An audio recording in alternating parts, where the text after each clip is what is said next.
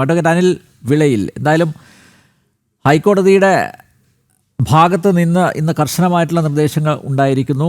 ഉടൻ തന്നെ അന്വേഷണം ആരംഭിക്കണം. FIR ഇതിനകം രജിസ്റ്റർ ചെയ്തിട്ടുണ്ടാകുമെന്നാണ് ഞാൻ കരുതുന്നത്.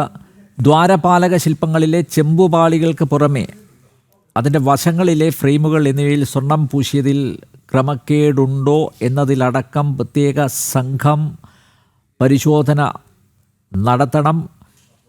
2019 ദ്വാരപാലക ശില്പങ്ങളുടെ ലോഹപ്പാളിയിൽ സ്വർണം പൂശിയ സമയത്ത് 474.9 ഗ്രാം സ്വർണമാണ് കാണാതായിട്ടുള്ളത് എന്നാണ് ഹൈക്കോടതിയുടെ വിലയിരുത്തൽ. ചെന്നൈയിൽ എത്തിച്ച ചെമ്പുപാളികളിൽ സ്വർണത്തിൻ്റെ സാന്നിധ്യം ഉണ്ടായിരുന്നതിനാൽ അതിൽ വീണ്ടും സ്വർണം പൂശാൻ സാധിക്കില്ലെന്ന് സ്മാർട്ട് ക്രിയേഷൻസ് അറിയിച്ചിരുന്നു. എന്നാൽ ഉണ്ണികൃഷ്ണൻ പോറ്റിയുടെ നിർബന്ധത്താൽ ഇതിൽ നിന്നുള്ള സ്വർണം വേർതിരിച്ചെടുത്തു. തുടർന്ന് ചെമ്പുപാളികൾ വീണ്ടും സ്വർണം പൂശി.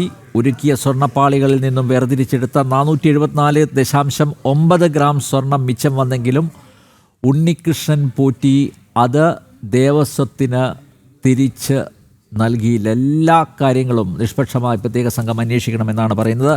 ഹൈക്കോടതിയുടെ നിരീക്ഷണങ്ങൾ എങ്ങനെ കാണുന്നു അഡ്വക്കേറ്റ് അനിൽ വിളയിൽ?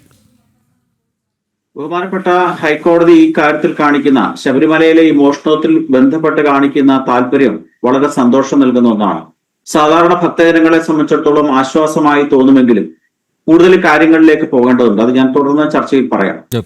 നമ്മളിപ്പോൾ മനസ്സിലാക്കേണ്ട ഒരു വസ്തുത, ഇന്ന് കേരളത്തിന്റെ ഏറ്റവും ആരാധ്യൻ എന്ന് വിശേഷിപ്പിക്കപ്പെടുന്ന മുഖ്യമന്ത്രി ഇന്ന് വാ തുറന്നിട്ടുണ്ട്. ശബരിമലയിലെ മോഷണം അല്ലെങ്കിൽ ശബരിമലയിലെ പമ്പാ സംഗമത്തിന് ശേഷം അയ്യപ്പൻ എന്ന ശബരിമല എന്ന ഒരു വാക്ക് പോലും ഉരിയാടാതെ ഇരുന്ന കേരളത്തിലെ പിണറായി വിജയൻ ഇന്ന് ദുബായ് യാത്രയ്ക്ക് മുമ്പായിട്ടൊന്ന് വാ തുറന്നു എന്നുള്ള ഒരു സന്തോഷവുമുണ്ട്. അദ്ദേഹം അപ്പോഴും പറയുന്നത് എന്താണ്? പമ്പാ സംഗമത്തിന്റെ ശോഭ കെടുത്താൻ വേണ്ടി നടന്നിട്ടുള്ള ഒരു ഗൂഢാലോചനയാണ് ഈ കേസെന്നാണ്.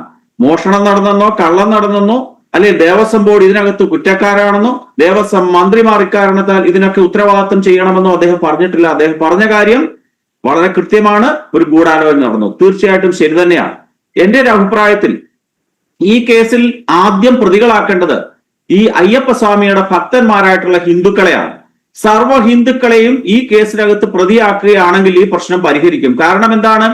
വെറുതെ ശബരിമലയിൽ ഇരിക്കുന്ന അയ്യപ്പ ഭഗവാന് അവരുടെ മനസ്സറിഞ്ഞുകൊണ്ട് ഓരോ ഭക്തന്മാരും കൊണ്ട് കാണിക്കയിടുകയാണ്. ലക്ഷങ്ങളും കോടികളും അല്ലെങ്കിൽ 100കളും 1 രൂപ തൊട്ടങ്ങോട്ട് കാണിക്ക അർപ്പിക്കുകയാണ്. സ്വർണവും രത്നവും ഒക്കെ കാണിക്ക അർപ്പിക്കുന്നു. ഈ അഴിമതി നിരോധന നിയമം അനുസരിച്ചുകൊണ്ട് സ്ത്രീധന നിരോധന നിയമം അനുസരിച്ചുകൊണ്ട് സ്ത്രീധനം കൊടുക്കുകയും വാങ്ങുകയും ചെയ്യുന്ന കുറ്റകരമാണ്.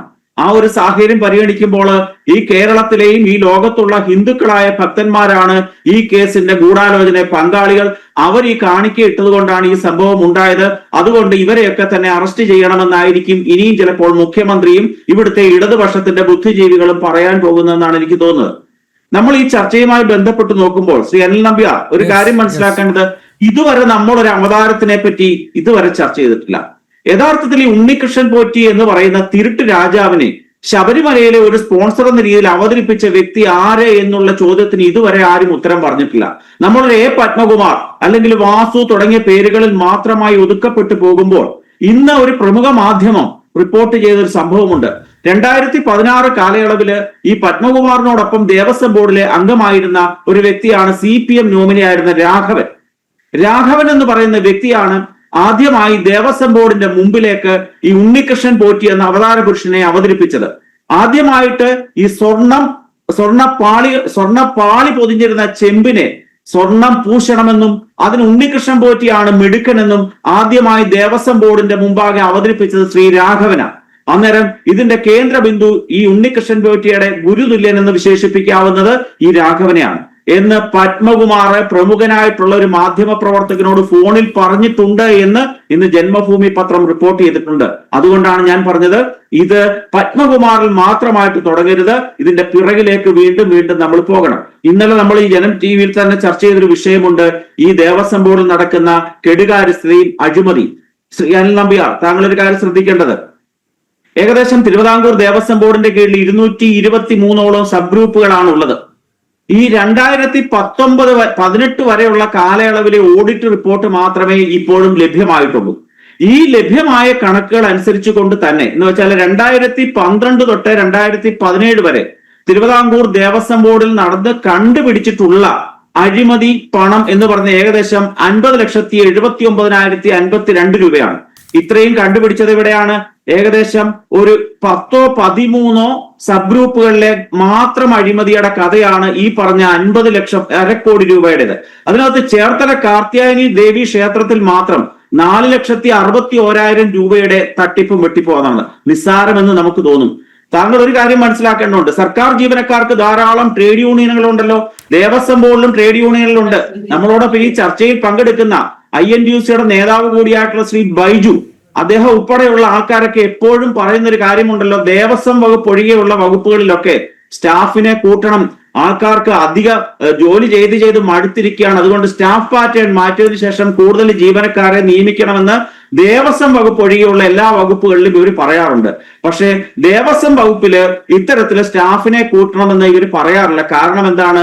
ഉള്ളത് പരമാവധി മോഷ്ടിക്കാൻ ഞങ്ങൾക്ക് അവസരം ഉണ്ടാകണമെന്നുണ്ടെങ്കിൽ കൂടുതൽ ജീവനക്കാർ ഉണ്ടാവരുത്, ഞങ്ങൾക്ക് തന്നെ ഇത് മോഷ്ടിച്ച് കൈകാര്യം ചെയ്യാവുന്ന ഒരു വകുപ്പ് മാത്രമേ ഉള്ളൂ എന്നുള്ള ഒരു ആത്മവിശ്വാസത്തിന്റെ അടിസ്ഥാനത്തിലാണ് ദേവസ്വത്തിലെ ജീവനക്കാരെ കൂട്ടരുതെന്ന് പറയുന്നത്. അതിന്റെ മറ്റൊരു പതിപ്പാണ് ഇന്നലെ ഞാൻ സൂചിപ്പിക്കുകയുണ്ടായ തിരുവിതാംകൂർ ദേവസ്വം ബോർഡ്. ഈ 1340ഓളം സ്ഥാപനങ്ങളുള്ള തിരുവിതാംകൂർ ദേവസ്വം ബോർഡില് ആകെയുള്ളത് 35 മാത്രം വരുന്ന ഓഡിറ്റ് വിഭാഗത്തിലെ ജീവനക്കാരുണ്ട്. ഈ ഓഡിറ്റ് വിഭാഗത്തിലെ ജീവനക്കാര് കേരളത്തിലെ എല്ലാ സബ് ഗ്രൂപ്പുകളിലും ഒരു വർഷവും ഓഡിറ്റ് ചെയ്യാറില്ല എന്നുള്ളതാണ് യാഥാർത്ഥ്യം. ചിലപ്പോൾ ലോക്കൽ ഫണ്ട് ഓഡിറ്റ് ചെയ്യുന്നുണ്ടാവാം, ഇല്ലെന്ന് ഞാൻ പറയുന്നില്ല. പക്ഷെ തിരുവിതാംകൂർ ദേവസ്വം ബോർഡിന്റെ ഓഡിറ്റ് ഡിപ്പാർട്ട്മെന്റ് ആകെ 10-30 ഇടങ്ങളിൽ മാത്രമാണ് പ്രതിവർഷം ഓഡിറ്റ് ചെയ്യുന്നത്. ഒരു 5 വർഷം കൂടുമ്പോൾ മാത്രമാണ് ഒരു സബ് ഗ്രൂപ്പിലെങ്കിലും മിനിമം ഒരു ഓഡിറ്റ് നടക്കുന്നത്. ഈ സാഹചര്യത്തില് കള്ളന്മാര് കണ്ടമാനം കക്കുകയും ചെയ്യും, ഇവരിൽ പലരും പെൻഷൻ ആവുകയും ചെയ്യും. ഇത് പിടിക്കാനുള്ള മാർഗങ്ങൾ ദേവസ്വത്തിൽ ഇല്ല എന്നുള്ളിടത്താണ് അഴിമതി തുടങ്ങുന്നത്. എന്തുകൊണ്ടാണ് ദേവസ്വത്തിൽ മാത്രം സ്റ്റാഫ് പാറ്റേൺ കൂട്ടണമെന്ന് ഇതിനകത്ത് ഈ ചർച്ചയിൽ പങ്കെടുക്കുന്ന ബഹുമാനപ്പെട്ട INTUC-യുടെ നേതാവ് കൂടിയായിട്ടുള്ള ശ്രീ ബൈജു ഉൾപ്പെടെയുള്ള ആൾക്കാർ ആവശ്യപ്പെടാത്തത്? ഞാൻ പറഞ്ഞത് തന്നെയാണ്. സ്റ്റാഫ് പാറ്റേൺ കൂട്ടിയാല് ഈ ഞങ്ങൾ മോഷ്ടിച്ചെടുക്കുന്നതിന്റെ വീതം കുറയും എന്നുള്ള ഒരൊറ്റ അജണ്ടയുടെ അടിസ്ഥാനത്തിലാണ് ഇത് നടക്കുന്നത്. ഇന്ന് ഹൈക്കോടതിയുടെ ഭാഗത്തുനിന്ന് പുതിയ അവതാരങ്ങളുടെ പേരുകൾ പുറത്തോട്ട് വന്നുകൊണ്ടിരിക്കുകയാണ്. ഓരോ അവതാരങ്ങളായി മുമ്പോട്ട് വരുമ്പോൾ ശബരിമല ധർമ്മശാസ്താവ് നിസ്സാര വ്യക്തിയല്ല എന്ന് നമുക്ക് ശബരിമല ധർമ്മശാസ്താവുമായി ബന്ധപ്പെട്ടൊരു കഥയുണ്ട്. ഉദയൻ എന്ന കൊള്ളക്കാരനെ കീഴടക്കിയ കഥയുണ്ട്, കൊന്ന കഥയുണ്ട്.